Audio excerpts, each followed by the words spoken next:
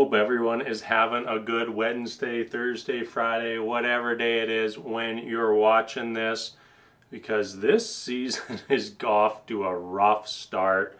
We are like 6 episodes in and we're not even done the honeymoon.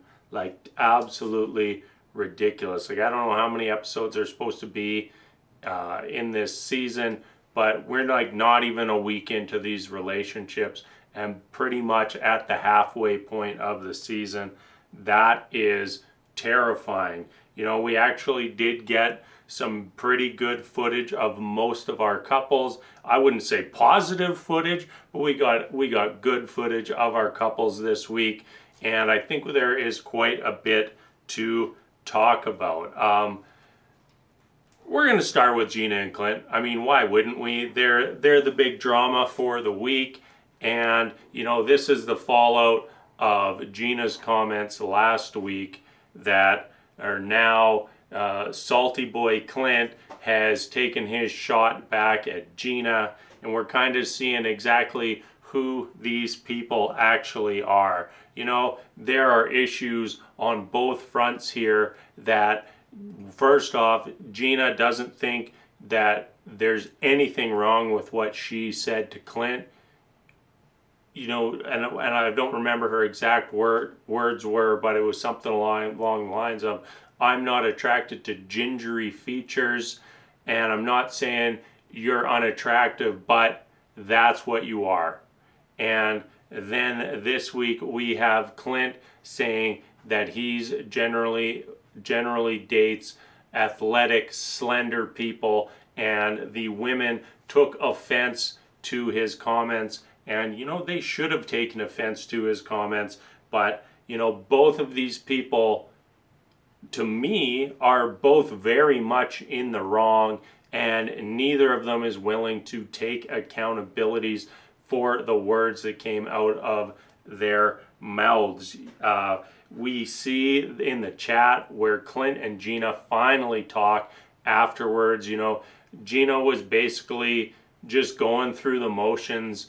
Almost seemed like she had no intention of addressing what Clint had said until the other women brought it up in their little girl chat, which seems very bizarre to me because, you know, clearly multiple people were offended by what Clint said. So why just leave that be? Like, definitely they should talk about it. And when they finally did, we saw, yeah, neither of them seemed like they gave one crap about the feelings of the other person. They didn't care if they'd hurt the other person. They didn't care what words came out of their mouth.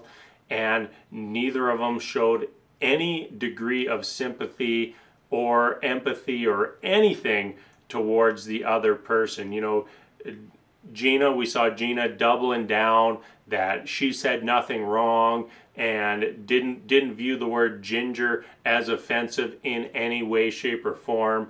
Even when, you know, she's saying that she works on people with red hair, she's not saying that she specializes in gingers. You know, that's not what she's saying. She's saying that one of her specialties is doing red hair. So in your professional life, you see that maybe you shouldn't just go around calling people gingers, but in your relationship, when you just repeatedly call your husband a ginger and talk down to him and say how unattractive gingers are, it's totally fine. And then on the other side of that coin, we have Clint, who just completely doubled down that there was nothing wrong about what he said, nothing offensive about what he said. Everything that he did was perfectly fine.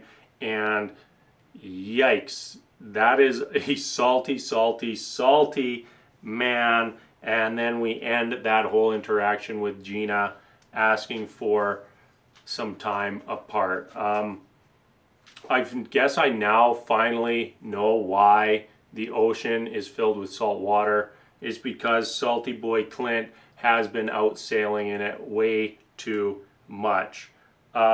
Let's leave them behind.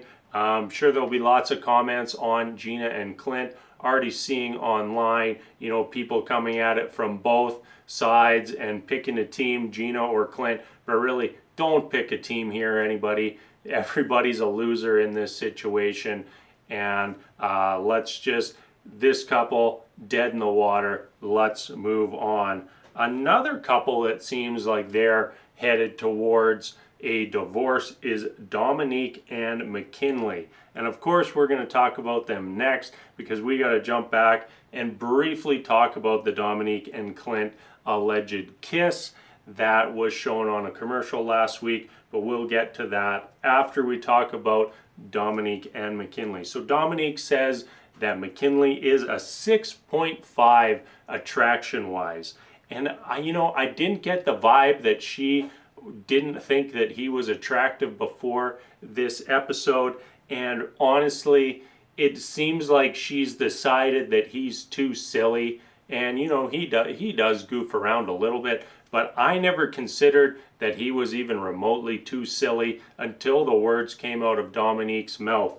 And the whole "I've rode a lot of horses" thing, and then later find out he's never been on a horse, was weird, and I don't understand where that all came from, because in the moment it seemed like McKinley was being serious when he said that he had ridden horses as a kid.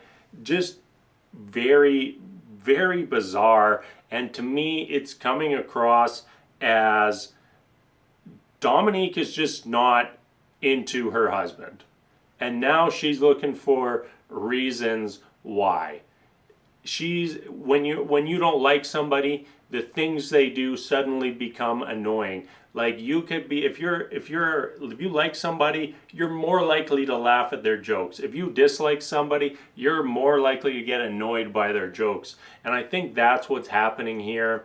We're already seeing Dominique, venting about not being happy with McKinley to her mom.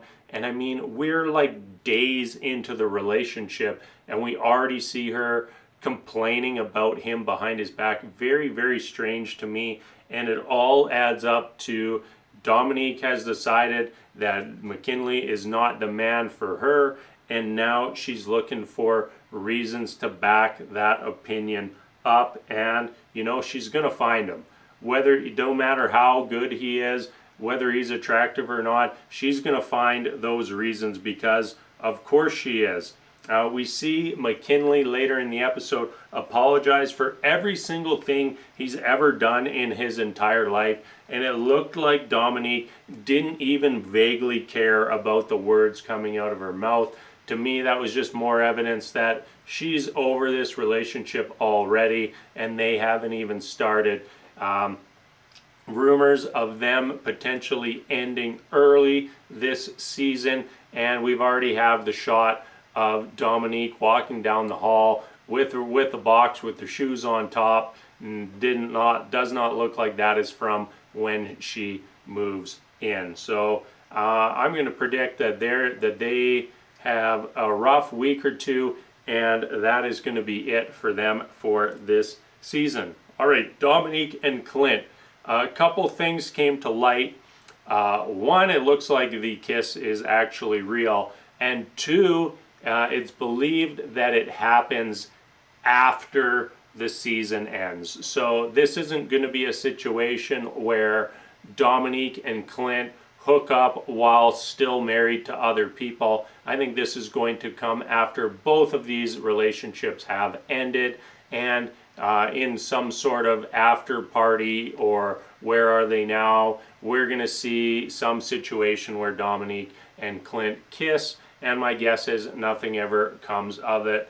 One thing I find interesting about that is we see Clint is, he's silly and joking around almost non-stop, and for Dominique to find that annoying in McKinley and then is going to be on board with that from Clint just doesn't add up to me. So just throwing that out there. And you know what, let's move on. Jasmine and Eris. I think it's fine to view Eris's maturity as a red flag, but I don't think it's fair to hold him not having been in love against him. In general, I really dislike that mentality that you can only you can only get married if you've gone through a horrific heartbreak or had something horrible happen to you in your life. I just don't buy into that. I think that giving somebody a chance is always the best option. You know, if you have a mountain of data that says that this guy is going to be a bad guy, he's going to cheat, blah, blah, blah, you know, maybe use some discretion in that situation. But for somebody who's just never been in love or never had that serious relationship, I think it's a mistake to write that person off, because it's not as simple as, oh, well, you're this certain age, so you should have already fallen in love, already had your heart broken, already had a failed engagement. No, it just doesn't make any sense. But holding his maturity and the things that come out of his mouth against him, I'm totally fine with. Did we hear Eris say that Jasmine was a 4 or a 5 on his attractiveness scale, while he thinks that Jasmine believes he's a 12? This man is completely delusional, and the reason he gave for his rating is because she doesn't have a butt like Serena Williams. Like, how delusional is this man? Like, who was this guy hooking up with and dating before this show? And Eris, if you're such a player and you've got all this success with women, and she's a 4 in your eyes, then just move on and go back to being an F-boy in the clubs, because we don't need it. Moving on, Nicole and Chris. I'm getting the impression that both of them are very concerned with messing up the relationship. And I don't know if that's going to be something that hinders them, you know, prevents them from going in too deep, or what's going to happen with that. But that's just the vibe I get from them right now, is that basically neither of them wants to be the reason that their relationship fails, but are both worried that they're going to be the reason the relationship fails. I do believe that they're doing a pretty good job of communicating their issues.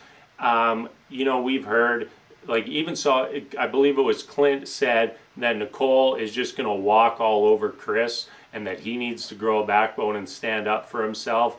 When, you know, from the footage we've seen, I think we've already seen that Chris is willing to stand up for himself, is willing to say no to Nicole. While he might be a people pleaser and he might want Nicole to be happy, that doesn't mean that he's just going to give in to every single thing that she says. And I think that from what we've seen so far, that is not the case. One negative from them, it looks like next episode we're going to see Nicole ask Chris again if he's in love with her. And it's like, come on, Nicole, like, we're like not even a week into the marriage.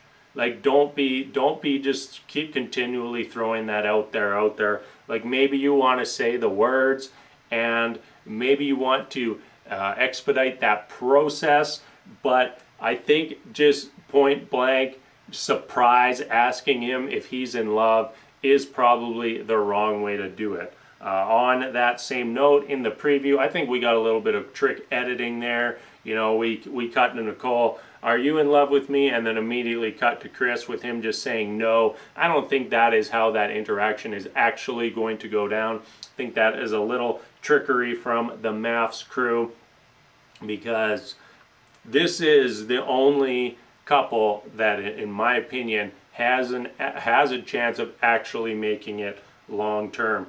Lastly, Kirsten and Shaquille. Really, we're just going to talk about their one conversation that happened late in the episode, and it really felt like Shaquille was trying to antagonize Kirsten after the guys and girls spent their time together. You know, he just had a terrible attitude that entire conversation, and big props to Kirsten for keeping her cool and not falling into Shaquille's trap. One negative from her in that conversation, though, is I really dislike it when someone says that they don't like something about another person. In this case, it was that Shaquille jokes around or isn't serious enough, and then follows it up by telling him to just be himself. Like that is extremely contradictory and in a lot of cases insulting. Like, hey, I don't like you when you're yourself, but just be yourself, except don't. It sends a mixed message. And you know, for that particular thing, if she had just not said the be yourself part, I think that she would have came out way better in that conversation, because very clearly Shaquille was, I don't know what was going on there, but he wanted to have a fight. He was trying to pick a fight. I think even at one point near the end of the conversation, he said something about, "Oh, we're going to have fights and we're going to grow stronger from it." And it's like, no, you're trying to start fights, like intentionally starting a fight with your significant other. That isn't healthy. That's toxic, and that's definitely what Shaquille was trying to do there. Overall, I felt that Kirsten handled that extremely well, even with Shaquille poking and prodding and trying to get under her skin. All right, that is it for episode 6. I hope I talked about all the couples. If I didn't, then that couple was probably just too boring to even mention this week, and maybe we'll get them next time. So far this season, been pretty subpar. I love the show. I want to watch the show. I want to root for the show, but something just feels off the last few seasons. Very blatant that the matchmakers are not trying to make successful couples. They're trying to make successful TV, and that just doesn't fully sit right with me. And I'd love to see a full-on change of the entire mentality behind Married at First Sight. Bring us in entirely new experts. We had last season, I think, Devon Franklin and Dr. Pia. I could be wrong there. If somebody knows, please correct me. But they both seemed like they were good. They knew what they were talking about, but they only come in for like a 5-minute segment out of the season. Like, bring them in full time, get rid of Pastor Cal and Dr. Pepper. And you know, the lady who doesn't even live with her partner is supposed to give marriage advice. It just does not add up to me. Seems very silly. And yeah, Pastor Cal, I think that he's been getting worse and worse with each passing season of the show. Bring in some new experts. Bring in a new mentality for the show. If you have to have one made-for-TV fireworks couple per season, sure, just do, that's fine. We'll give you that. But try to give us at least 3 or 4 couples that actually have a real shot at making it, because at this point, absolutely getting ridiculous how blatantly irresponsible and terrible this matchmaking is, and how very clear so many of the couples are doomed to fail before they even get started. So as always, everybody, thank you so much for watching. I'm out.